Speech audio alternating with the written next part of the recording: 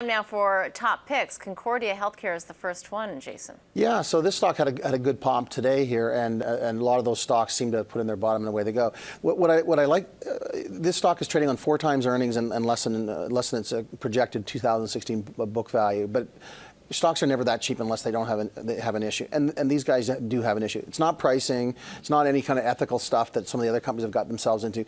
They got too much debt. They're over levered. But we think that they've made progress. They've been appearing at a lot of conferences saying that they've made progress in paying down their debt, and we think over the course of 2016, with each quarter as they pay down the debt more and more, that the stock will be able to go through a fairly significant re-rating. So I think this stock is one where institutions are going to have to take a look at. They may not choose to own it, but as the debt level comes down and it goes below a certain threshold, or they at least seem to be making good progress, I think you're going to see a lot of money that's going to come back into this name, and it'll probably come back into this name more easily than it will into some of the other names. How are they able to pay down their debt? Are they generating just more free cash flow? They're generating more. Their products are doing well? Yeah, they're generating a lot of cash flow, and no one ever questioned that they're generating cash flow. It's just they lever it up to about 5.5 times, right? And kind of the upper limit of a lot of people's comfort level is 4 times. So they're quite a bit over there. And when they had their debacle with their financing back in, I think it was July or September, a lot of people said, why didn't you take more equity at the time when your stock was up there? Anyway, they didn't.